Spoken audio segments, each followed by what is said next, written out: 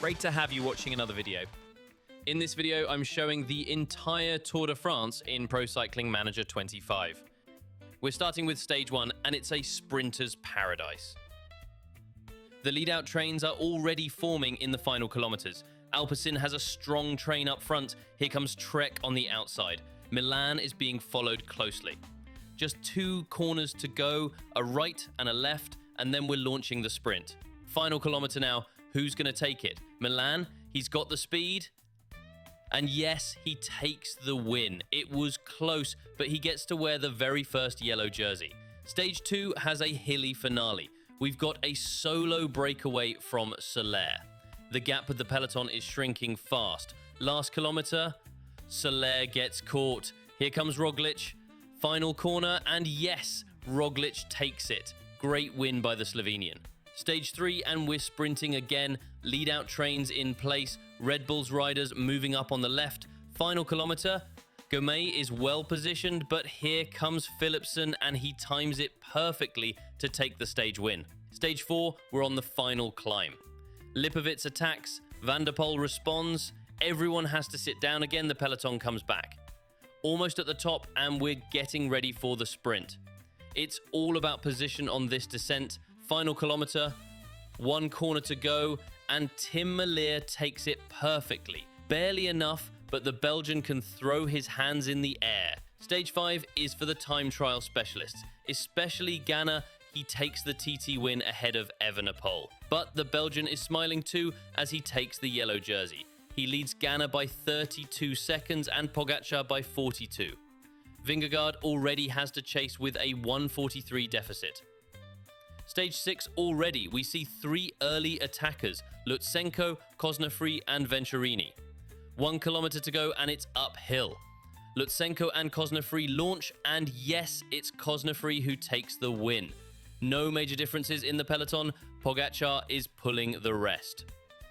Stage 7 takes us over the Mur de Bretagne. Pogačar accelerates and brings the favourites with him. Then everyone has to sit back down. They're all cooked. Wout van Aert hits the front. Can he surprise here? Almost there. Who takes it? It's none other than Tiberi who wins the stage. What a surprise. Stage 8 is a classic sprinter stage. The trains are back. We're into the final kilometer. Who's the fastest? On the left, it's Coy who just pushes his wheel over the line first. Stage 9 is more of the same. Another sprint.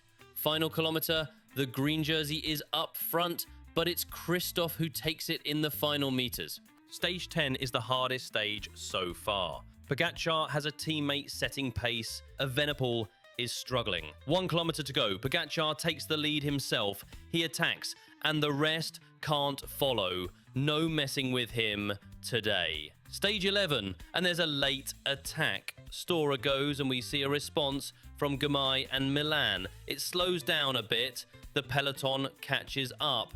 Who's got anything left?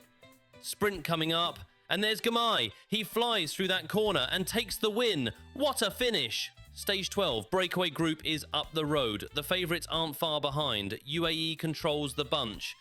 Vingegaard attacks. Pogačar and Evenepoel respond. The breakaway gets caught. Vingegaard keeps going. Only 3 riders left up front.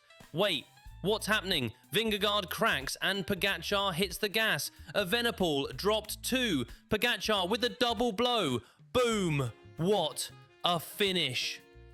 Stage 13 is a time trial again. Pogačar is flying and grabs another win, securing the yellow jersey even more. Vingegaard is second. In the GC, Pogačar is solidly in first, with Evenepoel at 1:07 and Vingegaard at 2:42. It'll take something big to get Pogačar out of yellow. Stage 14, Roglic leads solo while UAE controls the peloton. He had a 5-minute gap at the foot of the final climb, but he fades. Pogačar attacks and no one can follow. He flies past, and the gap at the finish is huge. Roglic finishes second. Stage 15, the breakaway will decide the win. A small group sprints for it. Oh, and yes, they ride past Hogwarts, but we're definitely in France, not in a magical world. Final kilometer. Who takes it? Into the last corner. And in the final meters, it's Gudou who gets the win. Stage 16 finishes on Mont Ventoux. Vingegaard doesn't wait. He goes full gas. Evenepoel responds. Pogačar relies on his teammates. Vingegaard keeps pushing. Evenepoel drops like a rock. Pogačar is down to one helper. The finish is near. Last kilometer, Vingegaard pushes on. Pogačar has to chase solo. Vingegaard takes the stage. Pogačar finally loses some time. Could this get interesting? Stage 17, a small group will sprint. Final kilometer. Who comes out best from this corner? Milan versus Gamay. And it's Milan who edges it, taking another win. Stage 18, time to climb again. Vingegaard attacks. The peloton gives him some space. In the back, some riders are suffering.